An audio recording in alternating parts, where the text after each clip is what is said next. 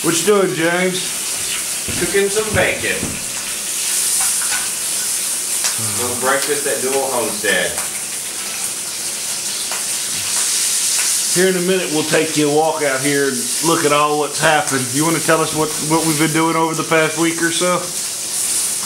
Well, I've been out here all week long since the delivery of the shed. I have burned a massive pile of clothes from the trailer. I have basically finished debarking the tree that we felled. I built a sort of a kitchen wash station. I made a super ghetto shower out of Dave's solar shower thing. Dave sort of classed it up when he got here with a hula hoop and a shower curtain. Because ain't nobody want to see that. I was just naked out there.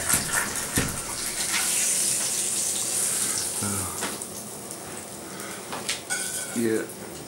So we'll show you all that here in a second. James has been dual homesteading it up while I've had to work. Living the brand. So he's gonna go home and I'm gonna stay out here and play around a little bit for a day or so before I gotta go back to work. Also, we got Dual Homestead connected to the internet so we can keep you guys updated. Over there. And I got myself some Dish Network to watch cooking shows all day. Yeah, we definitely got a man cave. You got the electronics, you got the bacon, there's a gun or two, a couple of big knives. Always the big knives. No carpet, no paint. No doilies. All man. All the time. U-Tricks. Anyway. Fertilized, incubated, hatched, grown. Yeah. Slaughtered, fried with mayonnaise and bread. We ain't got no bread out here. We ain't got no time. I'm just gonna scramble up a bunch of eggs. Now that we've sent the tractor on its way and we've had our paleo breakfast, let's talk about what's been done this week down on the Dual Homestead with James. We cut our tree stump up so we could use it to split logs. And James has been trying to out the railroad spikes to help split some of that tough wood. And we've split wood. And we've split wood. And we split more wood. We haven't quite got our water running yet, and so we've had to haul a lot of water. One of the things that we did is we lashed us together a framework of some timber, right? And then we've set up a couple of blocks to sort of be an emergency support, take some of the weight off the lashing. And we've set this out where the sun shines on it most of the day, hopefully to get us a little bit of tepid water and not ice cold water. James has finished debarking the first log of many for the eventual cabin. James has his internet now, which is quite a lot of good use for a blogger doing a homestead blog. Brought my grill out, and I'm not sure the wife's so happy about that or not. I don't know, but there's the grill. We used it to make some pretty good kebabs last night. We have redone the pooping chair, pooping stool, right? Little shovel, go out in the woods, dig a hole, insert chair, insert the poop, fill the hole back up, bring the chair back down here. Probably at some point need to make an actual latrine trench like they do in the Army, and maybe lash up some poles to sit on and some handholds because, you know, paleo. Here we go, we set up a tarp. I still had to come back and put some engineer's flagging tape on my guy line so nobody trips and falls and breaks their neck in the middle of the night on the route to the pooping stool. But all I did was put a couple of eye bolts up in the underneath the eaves of the roof. Put the tarp on there, pulled it out, put a couple of tent poles, and then came out with 4 guy lines. We really didn't do this one for shade because this is the side of the house that doesn't get sun except for in the very morning. But what we did is because it started bringing out some equipment, tiller and cement mixer, and we've got some more stuff to bring out here, air compressor and such, until we build a workshop, or James gets his tiny house built and we can use the shed. Got to make sure that the equipment doesn't get messed up. This is a good idea. I came in, I walked up on it, and I was like, this is brilliant.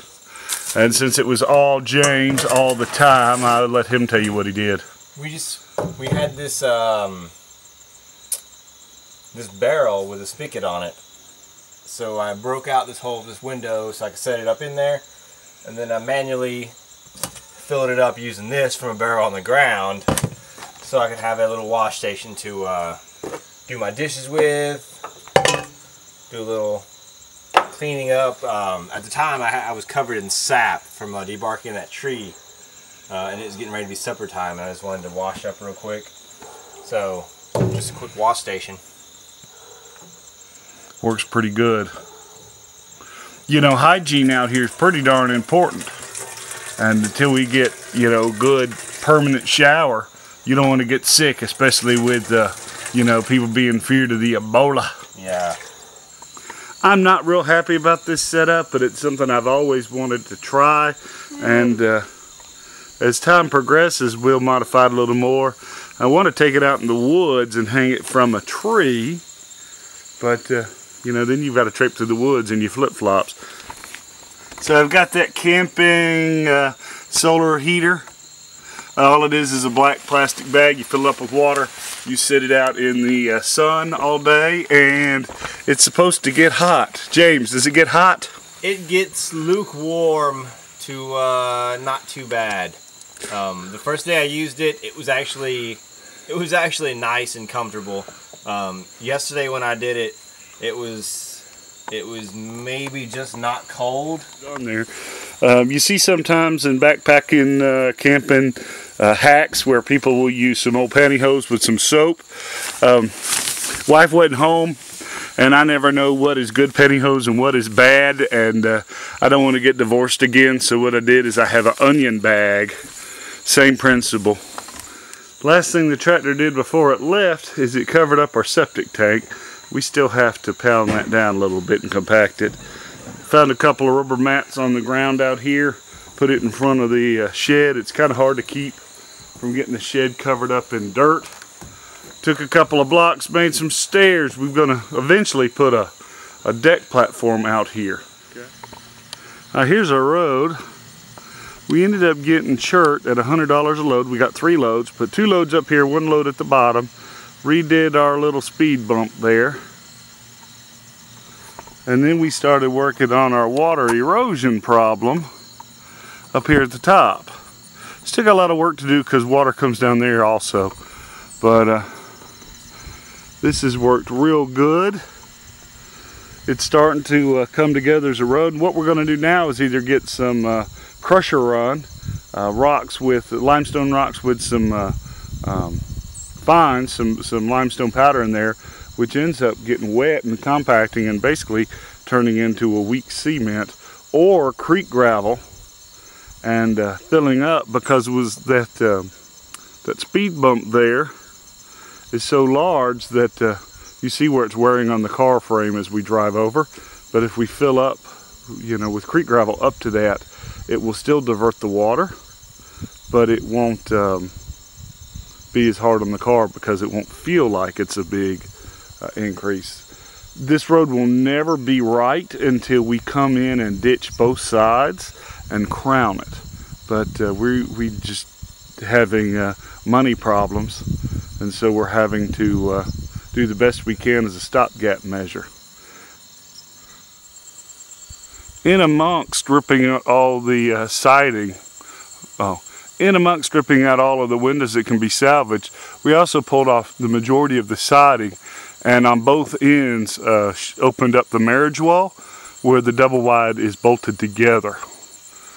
Like I said, once we get it cleaned out, we're going to rip it apart, and I want to rip off one end at a time. I want to pull it apart, you know, in the two halves. But the one video on YouTube where they demolished, they started at one end and worked their way down the length. So I don't know. We're just going to have to see once we get it apart. So you want to talk about what all stuff that you did in here? Or? I mean, basically, I got a laundry basket, and I went room to room to room, picked up all the clothes. Clothes is mainly what I was getting to take outside, and then make a giant bonfire out of it all. And it was a lot. I probably made 2 6-foot-tall piles of clothes to burn over a couple days.